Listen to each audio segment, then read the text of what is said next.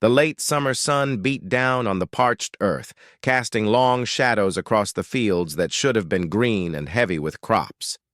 Instead, they stood barren, dust swirling in the dry wind. Clara tugged at the hem of her faded dress, her fingers nervous as she watched her husband pace across their yard like a restless wolf. His brow was furrowed, his lips pressed tight, and she knew the signs well. A storm was brewing, but not one of weather, one of temper. Her husband, Jeb, had grown more bitter with each failed harvest. With every day the barn stood empty of children's laughter. Clara bore the brunt of his disappointment. In his eyes, her womb was as barren as the fields around them. He reminded her of it daily, sometimes with scathing words, sometimes with a heavy hand. What he never spoke aloud, though, was clear. She was a burden he no longer wished to carry. That morning, Jeb had hitched up the wagon and ordered Clara to come along. She obeyed without question, as she always did, though her heart pounded. She sat stiffly on the seat beside him, the reins slapping against the mule's hide as the wagon lurched forward. The road to town, the marketplace had not been kind to Clara. Even as the coins changed hands, she could feel the burn of every eye on her back. Whispers trailed after her like smoke, some voices pitying, others sharp with judgment. A woman traded for corn, a wife discarded like spoiled milk. She wrapped her shawl tightly around her shoulders, not to shield herself from the heat, but from the weight of her humiliation. The man who had stepped forward, the silent rancher, remained just that. Silent. He didn't announce himself, didn't claim her with words the way Jeb had discarded her. He simply moved with calm certainty, as though he had already decided that Clara belonged nowhere near the cruelty of her husband. His quiet authority unsettled Jeb more than any shouted argument might have. "Fine," Jeb spat, shoving the sack of corn into the wagon. "She'll only slow you down, same as she did me. You'll regret it." But Clara noticed, though her body trembled like a reed in the wind, that the rancher didn't so much as flinch. His jaw was set. The wagon wheels creaked as they rolled away from town, carrying Clara farther from the life she had known and deeper into the unknown. She sat rigid on the wooden seat, hands folded tightly in her lap, her eyes fixed on the road ahead, though her thoughts churned like a storm. The man beside her, the silent rancher, guided the mule with an ease that spoke of long habit. He didn't look at her, didn't speak, didn't ask her name. Yet his presence felt strangely steady, as though silence itself were a kind of shelter. The journey stretched for miles across open prairie. Golden fields rippled in the wind, dotted with scrub oaks and the occasional stream that glinted in the fading sun. Clara's mind wandered back to Jeb. She wondered if he even cared that she was gone, or if the sack of corn already sat cooking in a pot as though she had never existed at all. The thought cut her, yet beneath the sting was an odd relief. Perhaps his indifference meant she was free. When the wagon finally turned onto a narrow dirt path, Clara lifted her gaze. A ranch spread before her, vast fields fenced with sturdy rails, cattle grazing in the distance, and a house perched against the horizon. It wasn't grand, but it was solid. Smoke curled gently from the chimney, and the barn doors stood open, revealing neat rows of tools and hay stacked with care. Everything about the place spoke of order, of quiet diligence. The rancher pulled the wagon to a stop and climbed down.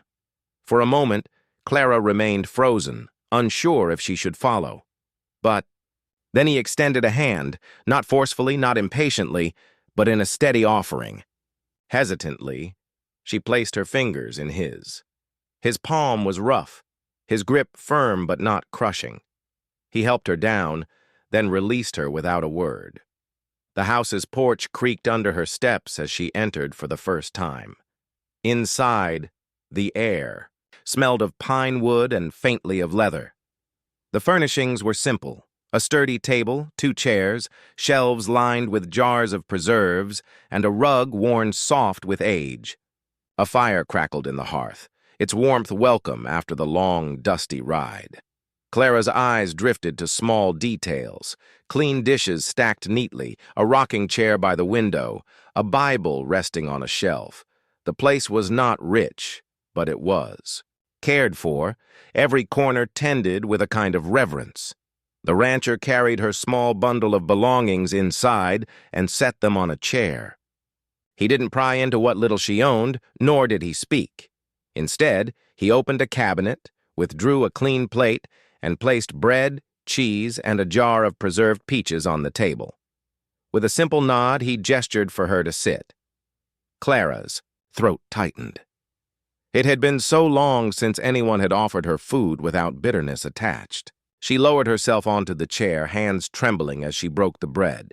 He didn't join her, simply busied himself tending the fire and wiping dust from the mantel. Yet in his silence, Clara felt no scorn, only space, space to eat, space to breathe, space to exist without accusation. After the meal, she rose uncertainly, unsure what was expected of her. Jeb had always demanded service. Cook this, clean that, keep busy, or risk his wrath. Here, there were no demands. The rancher simply met her gaze once, then nodded toward a small door at the back of the room. She opened it to find a modest bedroom, the quilt neatly folded atop the bed. The simplicity of the gesture undid her. Tears stung her eyes as she realized he had given her a room of her own.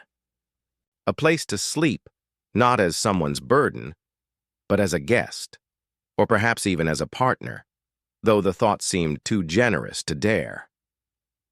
That night, as she lay on the clean sheets, Clara stared at the ceiling beams.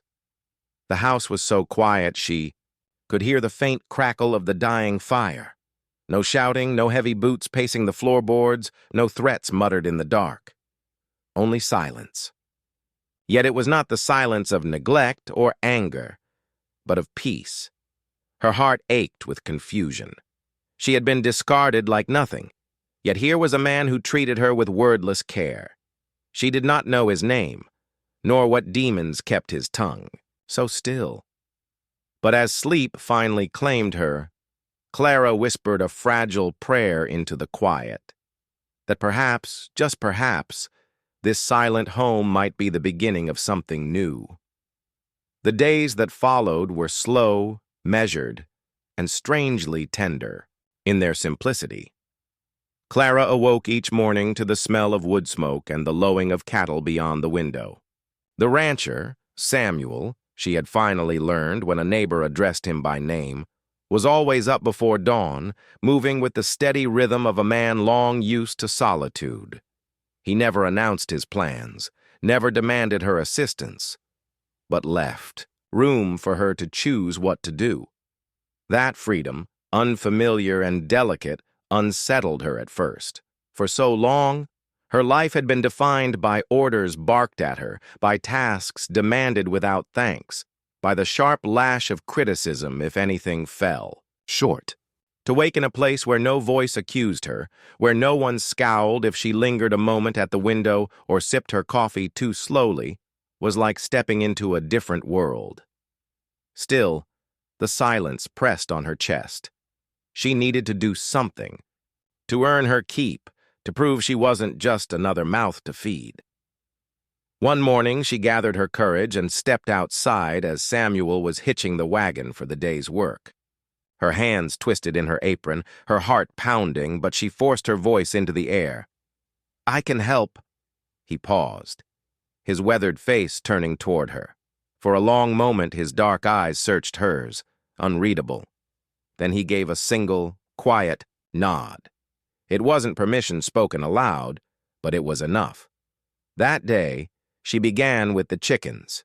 Their coop was messy, feathers strewn across the ground, eggs tucked beneath straw. Clara crouched inside, her fingers gentle as she collected the fragile shells into a basket. The simple act steadied her, reminding her of years long ago, before Jeb, when she had lived on her father's farm and worked with her sisters. She hummed softly as she worked, the tune rusty on her lips, but it carried her through. When she emerged with the basket, Samuel stood nearby, oiling the hinges on the barn door. He glanced at the eggs, then at her. His mouth didn't form words, but his eyes softened almost imperceptibly. It was the smallest acknowledgement, yet it warmed her more than any speech could have.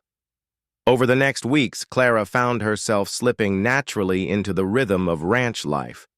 She cooked meals with the supplies Samuel stocked in the pantry, savoring the chance to bake bread and stew without being criticized for the taste. She swept floors, not out of obligation, but because she wanted to make the space welcoming. She learned the simple tasks of the land, feeding livestock, mending a fence, even carrying buckets of water to the troughs. Each action, however small, restored a sense of purpose she thought she had lost forever. Samuel never interfered, but neither did he ignore her efforts. If she struggled with a heavy pail, he appeared silently at her side, taking the burden without a word. If she cooked a meal, he always sat at the table, bowing his head briefly before eating, as though honoring her offering. His approval was never spoken, yet she felt it in the steady calm of his presence. Still, Clara's heart was not without fear. At night, as she lay beneath the quilt he had given her, she sometimes wondered if Jeb would come looking for her. Though he had traded her away, Clara had begun to find her rhythm in the quiet of the ranch. Days passed with the slow steadiness of the sun rising and falling across the fields. Each morning she took comfort in the familiar tasks, gathering eggs, kneading bread, hanging, laundry in the wind. Samuel, always near yet never overbearing, worked the cattle and repaired fences, his silence as much a part of the land as the whisper of the prairie grass. But the silence also carried questions. Who was this man who had stepped between her and Jeb without hesitation, who offered her shelter yet asked nothing in return? The town had their whispers, and Clara soon discovered that her presence at the ranch stirred them to life again. It happened on a trip into town. Clara had gone with Samuel to exchange eggs and butter for flour and lamp oil. The marketplace that had once been the site of her humiliation now felt different when she walked through it at Samuel's side. Though he said nothing, his steady stride and broad presence seemed to shield her from the sharpest stares. Still, the whispers reached her ears as they passed. That's the woman Jeb traded, and she's with Samuel now, poor soul. Poor? Some would call her lucky. But you know his story, don't you? Clara pretended not to hear, but the words lodged in her chest. Samuel's story. What story? She dared not ask him, not when he gave so little of himself away. But her curiosity had been lit like a flame, and it smoldered even as they rode home in silence. That night after supper, Samuel stepped outside to check on the livestock. Clara, alone in the stillness of the house, let her eyes wander. It wasn't snooping, she told herself, only looking. Her gaze fell on the mantel above the hearth, where a small wooden box rested. She had dusted around it many times, careful not to disturb it, but tonight something drew her closer. With hesitant fingers, she lifted the lid. Inside lay a silver locket, its chain tarnished with age. She opened it to find a faded photograph, an image of a woman with kind eyes and a little girl perched on her lap. The child's curls framed a face full of mischief and joy. Clara's breath caught. Samuel's wife? His daughter? Beneath the locket lay a few folded papers, their edges worn soft. She unfolded one carefully and read the inked lines. A letter. The words blurred in places, but the meaning was clear enough. A message of farewell, written by a woman who feared she would not survive the fever that swept through the valley years ago. She spoke of love, of regret at leaving her husband alone, of a hope that he would someday find peace. Clara's throat tightened. She replaced the letter and locket with reverence, her hands trembling. Suddenly, so much made sense. The silence, the heaviness in Samuel's eyes, the way he moved through the world as though carrying an invisible burden. He had known love once, and he had lost it. When Samuel returned, brushing dust from his hands, Clara sat quietly by the fire, her heart full of things she could not say. She wanted to tell him she was sorry for his loss, that she understood now why words came so seldom from his lips. But she held her tongue. His grief was his own, and she had no right to pry open wounds that time had only just begun to scar over. Still, the knowledge changed something inside her. The silence between them no longer felt empty. It was full of unspoken memories, of a pain he bore with quiet dignity. Clara felt her own scars stir in answer. She too had been broken by loss, though in a different way, by years of cruelty, by the theft of her worth. And here they were, two fractured souls under the same roof, slowly relearning how to breathe. In the days that followed, Clara found herself softer in his presence, more attuned to the small ways he showed. Kindness. When he left an extra log by the fire so she would be warm, she smiled. When he repaired the hem of her apron without telling her, she touched the stitches with gratitude. She began to understand. Samuel did not speak love in words. He spoke it in actions, in the care he took to make her feel safe. And for the first time since Jeb had cast her aside, Clara allowed herself to wonder, could a life once shattered truly be pieced back together?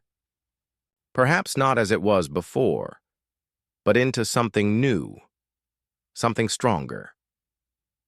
That night, as she lay awake beneath the quilt, her thoughts lingered on the photograph in the locket. The woman's kind eyes, the child's laughter frozen in time. She whispered a promise into the darkness, not just for Samuel's lost family, but for herself. "I'll try," she breathed. "I'll try to belong here." And with that fragile vow, Clara drifted into sleep, the silence around her no longer heavy but tender, like the hush of a home that was beginning to feel her own. The summer stretched long and golden across the prairie, and with it, Clara's days began to soften. What had once been a life lived in fear and silence was now unfolding into something she scarcely recognized. Quiet companionship, the kind that soothed rather than stifled. At first, she had tiptoed around Samuel's silence, afraid it might be a sign of hidden temper, the way Jeb's quiet had always simmered before an explosion. But the longer she stayed, the more she learned that his silence was not a threat. It was a refuge. Samuel's stillness was steady, not volatile. It was the hush of a man who had suffered and chosen peace over bitterness. They built their days around simple routines. In the mornings, Clara rose early, kneading bread while the soft light crept through the kitchen window. The smell of yeast and baking dough filled the house by the time Samuel returned from tending the cattle. He would nod in greeting, remove his hat, and wash his hands at the basin. They rarely exchanged words, but Clara noticed how his eyes lingered on the bread, how he always bowed his head slightly before taking the first bite. To her, it felt like gratitude spoken without sound. Afternoons were filled with work, side by side. Samuel repaired fences while Clara carried nails or held boards. Steady. When her arms trembled under the weight of the wood, he wordlessly shifted it from her grasp, his strength effortless, his patience never failing. If she faltered, he never mocked or scolded. Instead, he would give her a single nod as if to say, "You tried. That is enough." One day, while gathering water from the well, Clara's hand slipped, and the heavy bucket tumbled back into the shaft with a splash. She gasped, flustered, expecting sharp words or a glare. But Samuel only stepped forward, wound. the rope, and pulled the bucket up again with calm efficiency.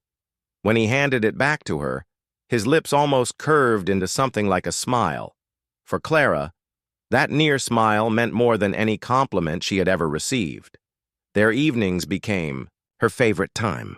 After supper, Samuel often sat on the porch, smoking his pipe, watching the horizon where the sun bled into gold and purple.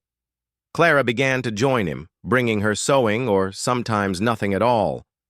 At first, she felt awkward sitting in silence, but over time she discovered the comfort of it. She realized she didn't need to fill the air with chatter to feel seen. His quiet presence was enough. Little by little, a warmth began to bloom between them, subtle, unspoken. Clara found herself laughing softly when a chicken darted between her legs or when the old hound dog snored loud enough to rattle the floorboards. Each time she caught Samuel's eyes resting on her, and though he never laughed aloud, the corners of his mouth softened, as though her joy stirred something long dormant in him. One evening, a summer storm swept across the plains. The sky roared. With thunder and rain hammered the roof in heavy sheets. Clara had always hated storms. With Jeb, they had often meant hours trapped inside with his temper brewing as fierce as the weather. That night, though, Samuel lit extra lamps, checked the shutters, and stoked the fire high. Clara sat curled on the rug with a quilt around her shoulders, flinching at each crack of thunder. Without a word, Samuel crossed the room, lifted the quilt, and draped it more securely around her. His hand brushed hers briefly, rough, calloused, but careful. The gesture was so tender it unraveled her composure. Tears filled her eyes, not of fear but of release. For once she wasn't bracing herself for cruelty in the storm. She was safe.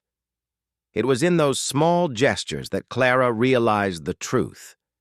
Their bond was growing, not through declarations or promises, but through steady presence and acts of care. Samuel's silence had become a language of its own, and she was learning to read it. The tilt of his head, the weight of his gaze, the rare curve of his lips. But it wasn't only Samuel who was changing.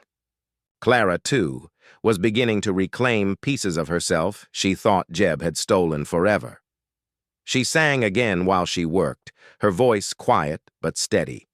She found herself standing taller in town, no longer ducking her head in shame. And in the evenings, she sometimes dared to tell Samuel small stories of her childhood, the orchard where she once picked apples, the time she and her sister sewed dresses from scraps of cloth. He never interrupted, never judged. He simply listened, and in his listening, she felt her worth returning. Their bond was fragile, yes, but real. Two broken souls slowly weaving a life together, not in words, but in the steady rhythm of shared days. And though Clara did not yet dare to name it love, she felt in her bones that something precious was taking root, something strong enough to weather the storms yet to come. The prairie had grown lush with summer's height, the grasses tall and swaying, the skies wide and clear. Clara had begun to feel, for the first time in years, a sense of safety. She and Samuel moved through their days with unspoken ease, rising early, tending animals, preparing meals, and sharing the quiet of evenings beside the fire. It wasn't a life of extravagance, but it was steady, gentle, and, most precious of all, free from cruelty. Yet peace, Clara was learning, was fragile. It was a Saturday when she rode with Samuel into town. She had begun to lift her chin higher, on these trips, no longer shrinking from the curious stares of neighbors. Some still whispered about her, about the woman traded like cattle, but whispers lost their sting when she returned each evening to a ranch that treated her with dignity. Samuel never hurried her when she lingered at the market stalls, nor did he shame her if she spent a little too long admiring bolts of fabric or jars of honey. He was a man of patience, a man who gave without strings. They were finishing their errands, Samuel loading flour into the wagon when Clara felt a chill ripple down her spine. She turned, and there he was, Jeb, her husband. He stood at the far end of the marketplace, his form unmistakable. The slouched hat, the mean squint in his eyes, the way his mouth twisted as though bitterness had carved it into place. He looked thinner, his clothes dirtier than before, but his arrogance remained intact. When his gaze landed on Clara, his lips curled into a mocking grin. "Well, well," Jeb drawled as he swaggered closer, the crowd instinctively parting around him. "Ain't this a sight? My runaway wife playing house with the mute rancher." Clara froze. The sound of his voice dragged her back to nights of slammed doors, mornings of sharp words, years of walking on eggshells. For a heartbeat, she felt like that discarded woman again. Worthless. Small. But then she caught Samuel's steady presence beside her. He stood tall, his hand resting lightly against the wagon, as his dark eyes locked on Jeb with quiet intensity. "I didn't run," Clara managed, her voice trembling but clear. "You traded me," Jeb barked a laugh, harsh and ugly. "Trade's not permanent. You're still my wife, Clara. You belong to me." He jabbed a finger toward her, then sneered at Samuel. "And you, what kind of man steals another man's property?" "Don't think your silence scares me. She's coming back." The marketplace hushed. People leaned in, watching. Some looked at Clara with pity, others with indignation. A few muttered about Jeb's cruelty, though none stepped forward. It was Samuel who moved first. Slowly, deliberately, he stepped between Clara and Jeb, his broad frame shielding her from view. His silence was more commanding than any shouted threat, and for the first time, Clara saw fear flicker in Jeb's eyes. "She's mine," Jeb spat, his voice rising with desperation. "Say something, rancher. You think you can keep her?" The words hung heavy in the air. Samuel's jaw tightened, his breath steady. And then, for the first time since Clara had known him, he spoke. "She is not yours," Samuel said, his voice low but firm, carrying across the stunned crowd. He turned slightly, enough for his gaze to meet Clara's, and added, "She is free to choose." The effect was electric. Clara's heart thundered in her chest. His voice, so deep, so certain, felt like a door opening in a house she had thought forever closed. He had spoken not just for her, but to her, giving her the power she had long been denied. Clara drew in a shaky breath. Her legs trembled, but her voice steadied as she answered, loud enough for the gathered townsfolk to hear, "I choose to stay." Jeb's face twisted, red with rage. "You'll regret this," he snarled, lunging forward as though to grab her. But Samuel moved faster, one hand catching Jeb's arm mid-swing, the other gripping his shoulder with iron strength. Jeb struggled, but it was like fighting a stone wall. Samuel shoved him back, not with cruelty, but with finality, sending him stumbling into the dust. The crowd gasped. Some even cheered softly. For years they had watched Jeb's cruelty, too wary to intervene, but now his humiliation lay bare for all to see. Breathing hard, Jeb scrambled to his feet, his glare darting from Samuel to Clara. But the fire in his eyes had dimmed, replaced by the realization that he was beaten, not by words, but by the undeniable truth of Clara's choice. Spitting into the dirt, he muttered a curse and stalked away, shoulders hunched, swallowed by the crowd that no longer respected him. Clara's knees weakened, but Samuel's steady hand found hers, grounding her. She turned to him, tears blurring her vision. His expression was unreadable, but his silence carried weight, not emptiness. And she realized something then. Samuel had broken his silence not for himself, but for her. To give her back her voice, her freedom. The town buzzed as people returned, to their errands. But Clara heard nothing beyond the echo of Samuel's words. She is free to choose. For the first time in her life, she truly was. The days after Jeb's return to town passed like a storm cloud lingering on the horizon, out of sight, but never out of mind. Clara tried to settle back into her rhythm at the ranch, yet unease clung to her. She had spoken her truth in front of the whole town, declaring her choice to stay, but deep inside she knew Jeb well enough to realize he would not let humiliation be his final word. Samuel, as ever, was steady. He did not mention Jeb, nor did he seem outwardly concerned, but Clara noticed subtle changes. At dusk, he checked the barn door twice instead of once. He kept his rifle propped within reach near the porch. And though his silence remained, his eyes often swept the horizon, watchful. Clara understood then. Samuel, too, expected Jeb's return. It came on a dusky evening, just as the sun bled red against the horizon. Clara was in the yard, gathering the last of the laundry from the line, when she heard the distant creak of wagon wheels. Her heart froze. Dust curled along the road, and in the midst of it, a familiar figure hunched over the reins. Jeb. He hadn't come alone. 2 other men rode with him, rough-looking fellows with the sharp, hungry eyes of men who followed trouble. Clara's throat went dry. She clutched the basket of folded clothes to her chest, trembling. Samuel stepped out from the barn at that moment, hammer still in hand. He didn't rush, didn't show alarm. Instead, he walked toward Clara with the calmness of a man who had already measured the danger and accepted what needed to be done. He set the hammer aside, placed himself between her and the approaching wagon, and waited. The wagon rolled to a stop in a cloud of dust. Jeb swung down, swaggering forward with the sneer Clara remembered all too well. His companions dismounted too, hanging back with arms crossed, smirking as if anticipating a show.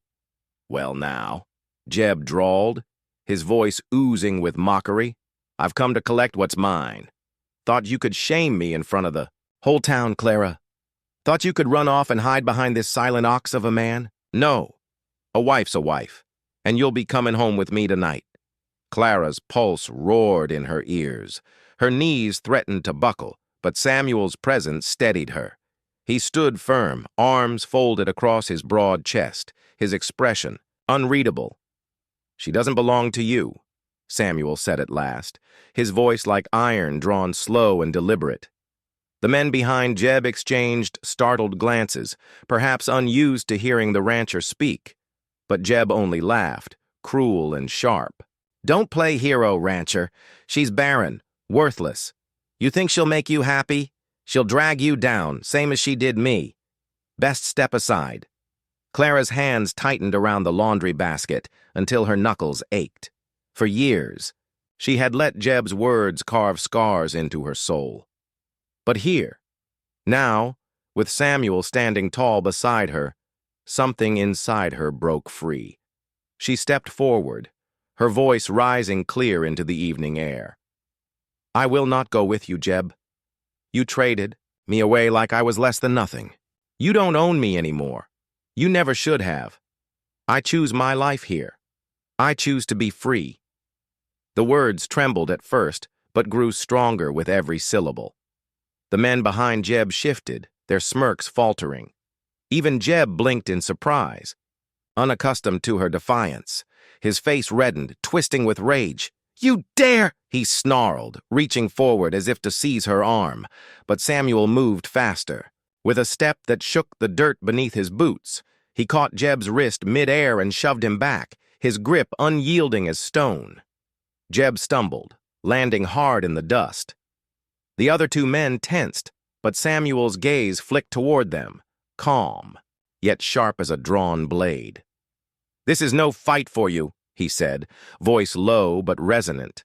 Something in his tone, something resolute, unafraid, made them hesitate.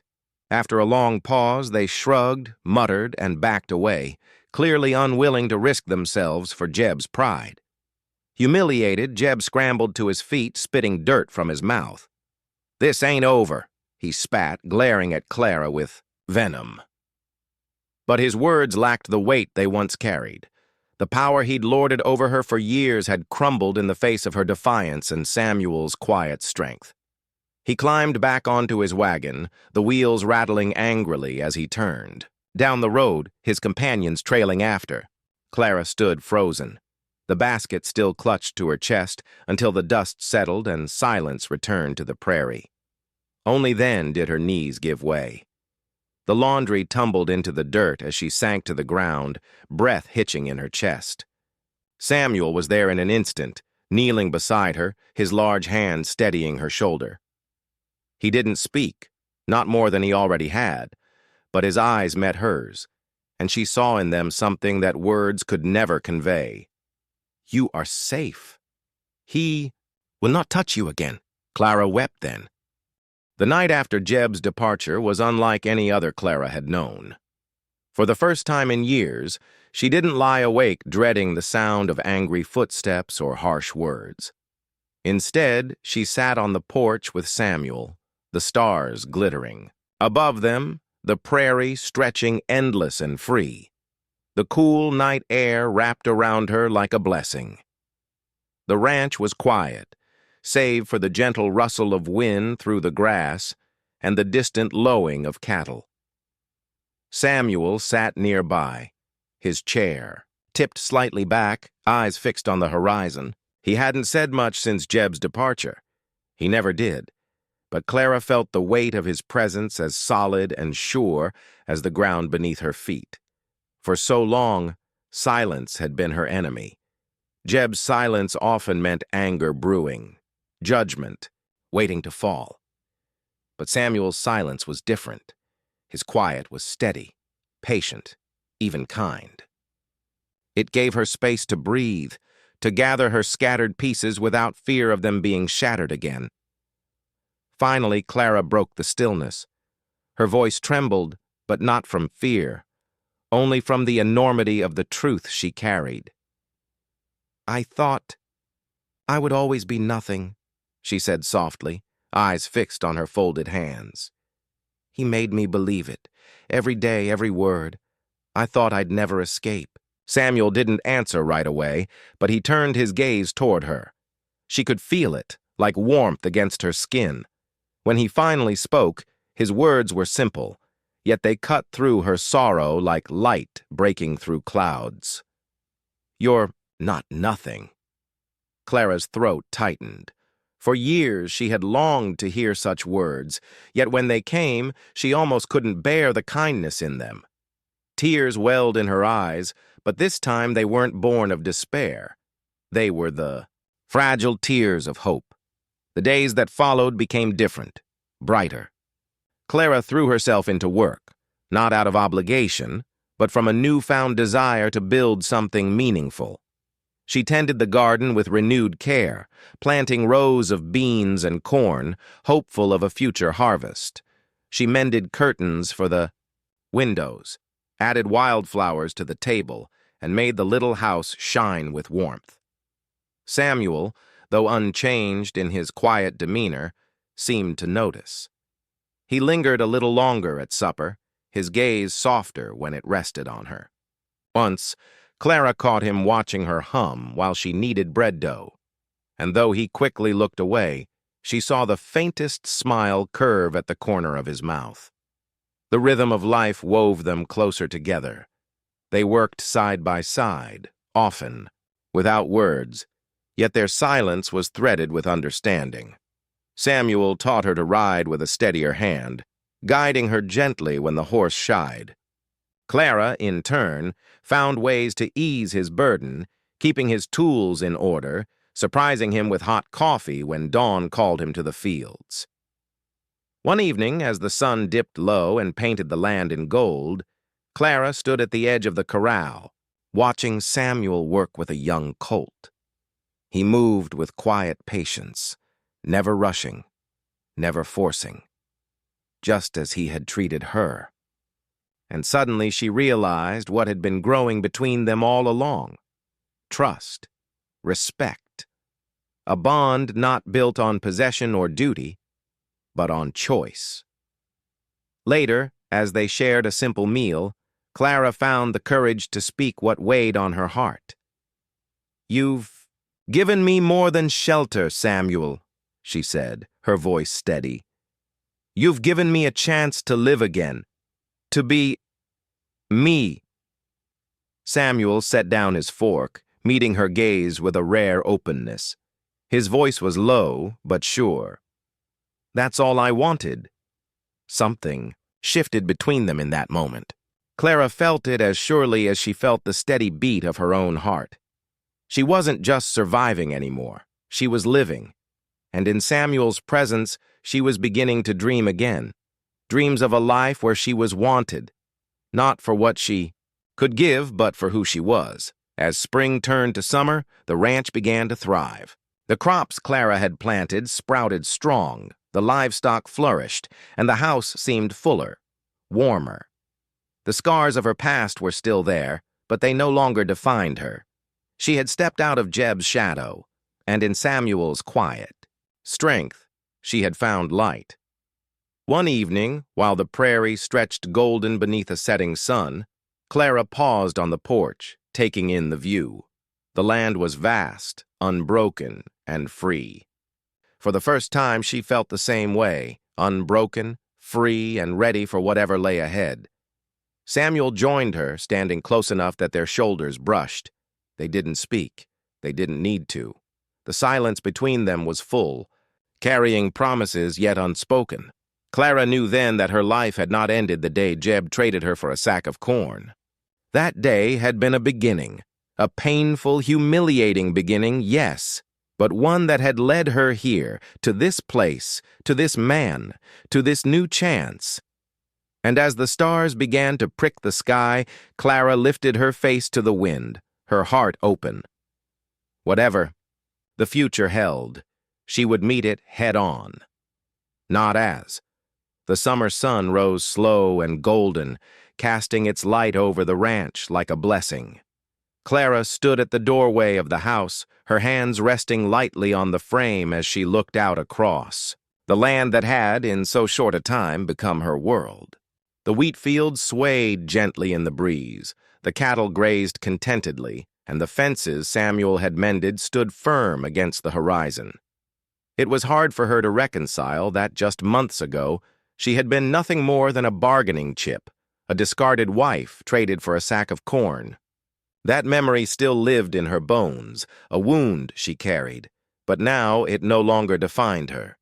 Each day on the ranch had stitched her soul back together until she could finally look at herself without shame. Samuel emerged from the barn, his stride steady, his shirt rolled at the sleeves and his hat low against the morning glare. Even now, Clara marveled at him. He wasn't a man of grand speeches or sweeping gestures, yet his quiet consistency had been more healing than any flowery word could have ever been. He didn't demand, he didn't judge, and he never reminded her of the past she wished to bury. He simply lived beside her, giving her space to breathe, to grow, to dream. When he reached her, he tipped his hat, that familiar gesture that spoke volumes, though he rarely said much. Clara smiled in return, her heart blooming at how natural the moment felt. They were no longer strangers bound by circumstance, nor a silent rescuer and the woman he had taken in. They were partners, fenced by the east pasture held through the storm, Samuel said. Clara nodded, hiding her small smile. He always spoke first of the land, of the work, but beneath those words she had come to recognize the subtle warmth, his way of including her, of inviting her into his life. "I was thinking," she began, surprising herself with the boldness of her own voice. "We might plant an orchard by the creek this fall. Apples, maybe. It would be good to have something lasting, something we can watch grow." Samuel paused, considering her suggestion as seriously as if she'd proposed rebuilding the barn. Finally, he gave a slow, approving nod. Apples would do just fine. That simple agreement filled Clara with joy, not because of the orchard itself, but because he trusted her ideas, valued them. Jeb had never once asked her opinion about the land, about life, about anything. Samuel's quiet acceptance was more than she had ever dreamed of receiving. As the day wore on, Clara moved about the house, humming softly while she kneaded bread dough. She caught herself glancing out the window every now and then, watching Samuel as he worked. She no longer saw him only as the silent rancher who had rescued her from humiliation. She saw the man who had offered her a chance at dignity, who had treated her not as a burden, but as an equal. And in that growing recognition was a truth she could no longer deny. She loved him. That evening, as the prairie sky melted into shades of rose and lavender, they sat together on the porch. The air was warm, the kind of evening that promised the land would yield plenty. Clara tucked her shawl around her shoulders and glanced at Samuel. The fading light softened the lines of his face, and she felt a rush of gratitude for everything he had given her. Shelter, peace, hope. "Samuel," she said softly, breaking the quiet. "Do you ever think about tomorrow?" He turned his head. Toward her, his gaze steady as always. "Every day." Her breath caught, but she pressed on. "I mean, not just the work or the land, but us, where this might go." For a moment he said nothing, and Clara's heart pounded in her chest. Then, slowly, Samuel reached over, covering her hand with his. His touch was warm, grounding, and when he finally spoke, his words were deliberate, steady, like everything else about him. "I've thought about it since the day you came here." Clara's eyes filled with tears, but this time they were born not of pain, but of joy. The silence between them swelled, no longer heavy, but alive with promise. She leaned into it, into him, into the future they were quietly shaping together. The stars began to appear, one by one, across the vast sky. Clara looked up, her heart steady, her spirit unburdened. Tomorrow no longer frightened her, it called to her, bright and endless. She wasn't the woman Jeb had traded away anymore. She was a woman with roots growing deep into this land, with dreams taking shape, with love quietly unfolding beside her. And as Samuel's hand tightened gently around hers, Clara knew this was only the beginning. Together, they would build a life not out of desperation, but out of choice. An orchard of tomorrows, filled with the promise of love, trust, and hope. A woman broken, but as a woman reborn.